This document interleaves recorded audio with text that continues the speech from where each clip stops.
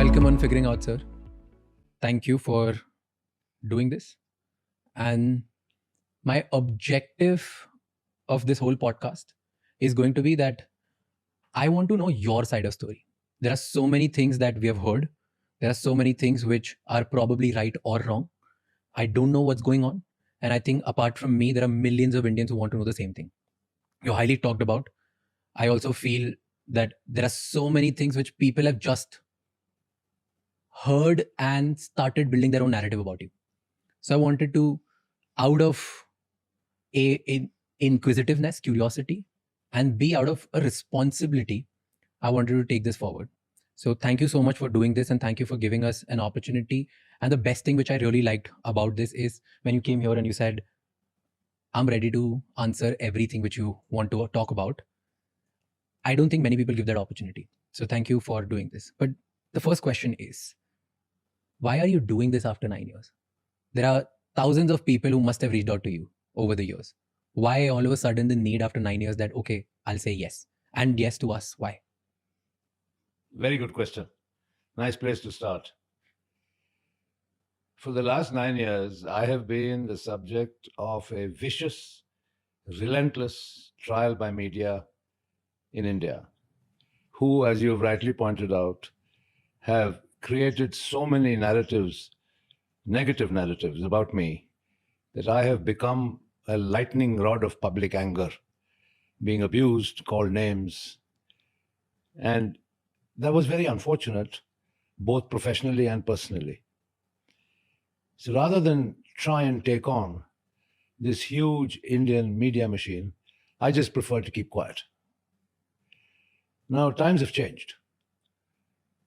And I can't help but recalling that when President Trump was inaugurated, in the first press briefing by the White House press secretary, she said that a few seats were now going to be reserved for the very first time for people who represented new media or social media.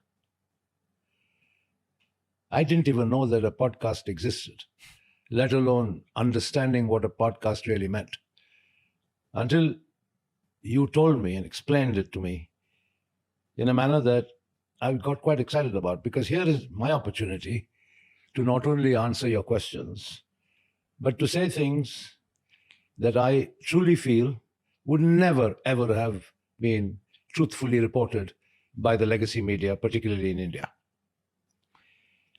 That's why I'm here. Why do you think nobody cared about hearing you then? In India, it's strange, but public opinion is very quickly formed and influenced by the media, more importantly, by sensationalism. I still remember the anchor of one media channel in 2016 shouting and screaming on the television, saying, Vijay Mallya, I want to see you in jail clothes. I want to see you eat jail food, with an image of me in jail attire. What for? I always wondered what for. Subsequently, chor, paisa loot ke bhag gaya. Kya paisa? Kya loot? Nobody bothered to step back and think. But it was very easy to fling false accusations day after day and get away with it. One of the reasons I agreed to sit with you today is also because it is only very recently that finally the government of India, Ministry of Finance, has published a report, their annual report, in which they have acknowledged 14,100 crores recovered from me. Of course, this was following the finance minister's statement in Parliament. And the legacy media can't argue with that anymore. They can't put any spin on it anymore. The Debt Recovery Tribunal gave a judgment debt of 4,999 crores borrowed by Kingfisher Airlines, not by Vijay Mallya. Borrowed by Kingfisher Airlines, of which Vijay Mallya was one of the guarantors. So what was the DRT judgment debt? 4,999 crores plus 1,203 crores unapplied interest. Okay, which means notional interest that the banks had not even booked. Forget that. The total of the unapplied interest and the principal was 1.203 crores. Okay? And I was the guarantor. The government has recovered 14,100 crores from me. Right? Now, if I had done chori, if I had duped the banks, where does this all add up? Till very recently, there was absolutely no official figure of recovery. Right? So everybody, the legacy media in particular, wrote whatever they wanted. Right? And I was in no position to contradict. Today, after the government of India has acknowledged the recovery of 14,100 crores, I think it's my turn to ask them what they have to say about it. Because you say that a lot of things about you are false narrative. Let's go down to from your childhood. We speak from the beginning, and you tell me everything that people have been said, people think is wrong. Yeah. And I'll try to present the facts and the narratives which I have heard and which I have gathered through my research. All right. And if you're okay with counter somewhere, I'll counter you as well. No, please feel free to counter me. Perfect. If there's something that you feel is debatable or you want to make a counterpoint, I'm ready for it. Perfect. Because I feel that's my little responsibility out there to hear the right side and the wrong side both, and let then people think about it and let them make the right call. That's fair. Perfect. So before even I ask you about childhood, do you regret anything? I regret one thing, which is that after all my hard work, all the value that I created in so many multiple ways, that effectively the government of India and of course the media made me a zero from a hero. And that's a fact of life that I have had to stomach and live with. Now, whether that was justified or not is something that I'm sure will be encompassed in your own questions. Zero from a hero. Let's talk about building of a hero first, and we'll come down to zero again. So before the billionaire Vijay Mallya, before the controversy, before all of this flamboyance and scandals and things that people talk about, who was Vijay Mallya as a child? Where were you born? What did you do? How was your childhood? Tell me about it. Born in Calcutta, moved to our hometown Bangalore, went back to Calcutta, did my schooling there, did my college education there in Calcutta. And my upbringing under my father was a very normal, I would say strict upbringing. Really? Yes. Tell me an incident, strict childhood. Two things. When I was still in school, class 9 at La Martiniere in Calcutta, my marks were not very good in class. I was a mid-ranker, only because I took a lot of interest in sport and extracurricular activities. I didn't concentrate fully on studies and my mark sheets. And he told me, and I think most people know it, he was exceptionally intelligent, was a product of the Doon School, I think topped his class. So he expected me to also top my class. Nevertheless, he said something to me which I think I remember till today. Two things made a profound impact. One, if you're not good enough, you are not going to step into my shoes. And the second thing he said, do you realize that while I say step into my shoes, there may not be any shoes at all, because the government and its then socialist policies may have taken everything away from us, and the only thing I can leave to you is your education. So take it seriously. I think I repaid some amount of faith because for my last 3 years in school, 9, 10, 11, I think I came within the top 3 in class, and he was quite happy about that. So weren't you a little spoiled as a child? Spoiled? Oh my God, I was anything but spoiled. Really? You had all the fancy toys, you had all the things that you used to... Absolutely no fancy toys at all. That's completely false narrative. After I passed out of school, and when I went to St. Xavier's College to study BCom, my father was very clear. You go to college at 6 o'clock in the morning, and when you finish at 10:30, you go and work a full day at the office as a management trainee. I was put on a stipend of 400 rupees a month, and that 400 rupees never increased right the way my time through college.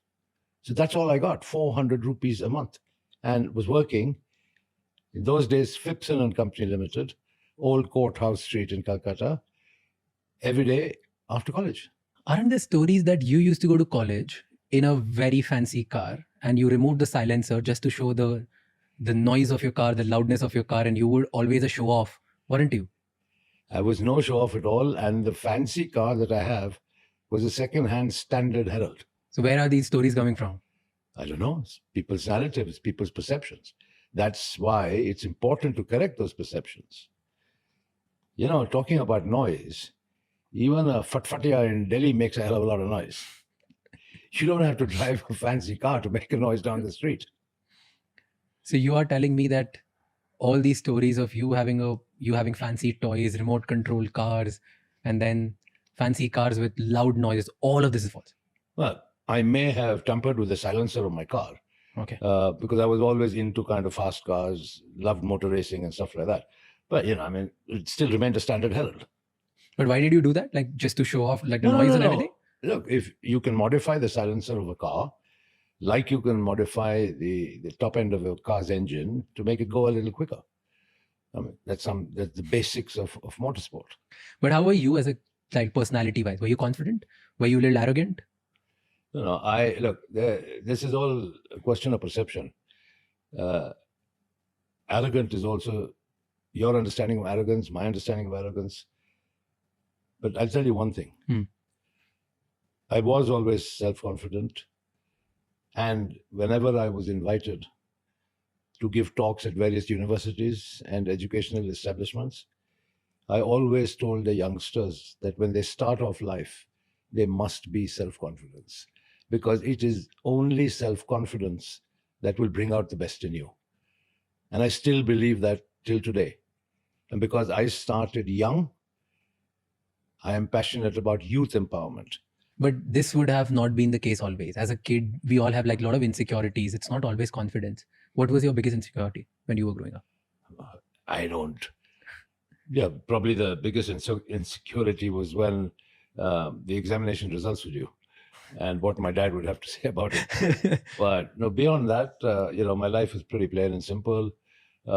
Great bunch of school friends, great bunch of college buddies in Calcutta. Not the glitzy lights of Bombay. And yeah, so it was pretty normal, but nothing fancy. But I had a very strict set of supervisors at work who were clearly instructed by my father to be tough with me, to make sure, I worked my butt off. And I'm none the happier for it. That's what made me.